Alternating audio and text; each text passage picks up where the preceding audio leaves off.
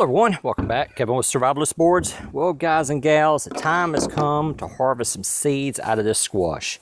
For those of you who have not been keeping up with my videos, or this may be the first of my videos that you watched, this squash plant was planted in spring of 2017, and it was from decade-old seeds. Seeds that have been stored in the refrigerator, in the freezer, deep freezer, since May of 2007. They were planted in the spring of 2017. They sprouted. We got squash off the plant. Then, not paying attention, towards the end of the year, I bush hogged that area. The grass grew up. I took the bush hog, ran it through the area, and unknown to me, some of those seeds survived through the winter.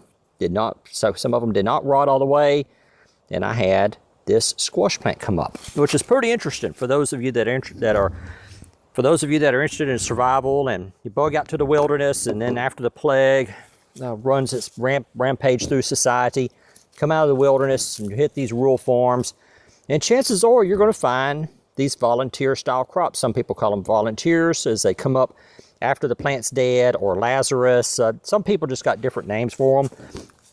We're going to be harvesting the seeds that were grown from this squash that were in the deep freezer for 10 years, planted in 2017, and then came back the next year. So no matter how you cut this, you are going to damage some of the seeds.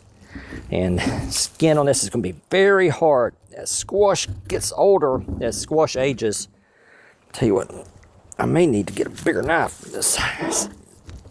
This squash is, I left it on the plant as long as I could. There we go. Now, see, this is what I was talking about. You want to make as few cuts as possible. See that seed right there? That one's ruined. That one's ruined. That one there's still good. That is a good seed right there, guys. Take a look at that, how plump that seed is. See how plump that is? Nice and fat. That's what we're looking for. That right there is what we're looking for. The camera's shaking. One of my cur dogs licking on the tripod. Look at that. That is beautiful. That is life, guys and gals. That is life right there. That is grown from seeds that have been in the freezer for 10 years, planted in 2017, came back in 2018, and now we're saving them to grow the garden for 2019. Now all we're doing is we're going to take and harvest the seeds, and we're going to put them in a bowl. But this is not, the bad thing is that whenever you cut it, that you will eventually, or you will cut some of the seeds. I mean, it's just, I tell you what, they're just falling out of there, guys. I tell you what, we're just going to go ahead and put the bowl over here and take those seeds right there. Look at that. That is life. That is life. That is future. That is a future for future generations right there. Use the back side of that. Look at that. Then we'll take them inside the house, get the pulp off of them. So that right there, guys, that we need to get that pulp out of there. And I'll separate all that here in a little bit. We'll go through, take these seeds inside, separate the pulp from the seeds, and then these little small seeds, like that right there. See how thin that is? I'm not going to save that. That's not, I don't think that in my previous experience, my past experience, that type of seed is not going to sprout. There's nothing in there. But you get one of these nice plump seeds like that right there, that'll sprout, or it should sprout. Cross-pollination is that I did not plant any zucchini this year near this plant. So this should be straight heirloom squash. And so, but I had some other squash plants planted a little ways from it. All right, so that, look at that nice plump one right there. That's what we want. All right, those others, we're not going to mess with them. Scoot that over. So someone's going to say, well, Kevin, you're supposed to let the seeds dry to a certain percentage. All right, let's talk about that for a minute, guys. And regardless of how you cut it, you're going to have some seeds that you cut. That's just the nature of the beast. Those, just discard those. Bacteria will get in there. I don't plant those. I don't save those. I nicked that one, so we'll throw that one away. Or just throw them out in the garden. See if they come back next year. Give them a chance. So what we're going to do, all right, that one there is bad. I nicked that one. I nicked that one. All right, so some of y'all are going to say, well, Kevin, you're supposed to let these seeds dry till a certain percentage or a certain percent of moisture left in them. Now, it's like, guys, that is not important.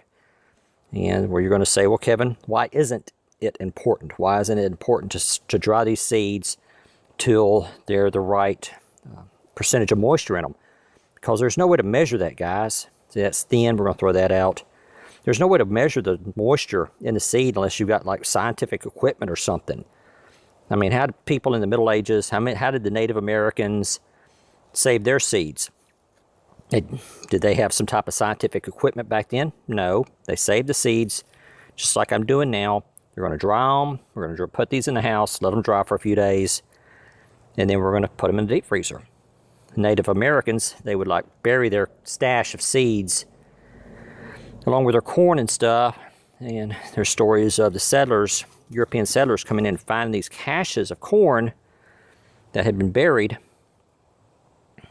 eating the corn. And then when the Native Americans came back after the freeze, they migrated. A lot of them migrated during the wintertime. They came back and there was no corn. And so the settlers had to like pay back the corn they'd ate. So, I mean, this is not like building a Rolex or anything, guys. All we're doing is just saving the seeds, just like humans have done for thousands of years. But you know what that is? That's life. That is life. In a complete collapse of society, complete collapse of humanity, bubonic, another plague, not bubonic. Somebody goes, well, Kevin, not bubonic because we got antibiotics now. Well, some other type of plague then. Could be a new Ebola go airborne, or HIV go airborne, or, I mean, there's just SARS or whatever it is, or a meteor strike. I'm not even going to mention climate change because that's so politicized. And natural climate change is kind of slow and gradual. All right, guys, but there it is. That's all you do. Now, for those of you who do not know how much squash produces, just 5 or 6 of these seeds, if we could get 5 or 6 of these to grow for next year, that would be enough to feed our family right there. Just those seeds right there with good soil, good rainfall. Well, Kevin, what if you don't get no rainfall? Well, I'll get the water out of the creek then. And I got a creek running right next to my house. I'll get it out with a bucket and water the plants with it. Just that little bit of seeds right there would be enough, could supply enough squash for my family. Then we've got all the rest of here for barter with, and we haven't even gone through half of this squash yet. So if you want a good barter item, or you want something to barter with post-collapse, heirloom seeds, guys. Heirloom seeds is where it's at. Heirloom seeds. Somebody wants to barter something. Hey, we need this or that. Okay, well, I'll trade you a handful of squash seeds, zucchini seeds, pepper seeds, cucumber seeds. That's why you look for these heirloom open pollinated seeds, so that you save the seeds out of them. Do your garden management. Don't plant your crops, interrelated crops, so close together where they would cross-pollinate and create hybrids. That's one reason why I did not plant zucchini this year, because I did not want the zucchini and the squash cross-pollinating and creating a hybrid. I know these are true to form heirloom squash seeds, and they should bear true to form unless somebody around here, but I doubt it's going to be that close. Unless somebody right next to me, which I don't have any neighbors. Look at that, guys. Look at that. Every time I put my hand in there, comes out enough seeds to feed my family of squash for the next year. Look at that. We haven't even gone through half the squash yet. Look at all those guys. That is food independence right there. Anyway, I hope y'all enjoyed the video. I've enjoyed talking to you, talking to all of y'all, and I will talk to you later.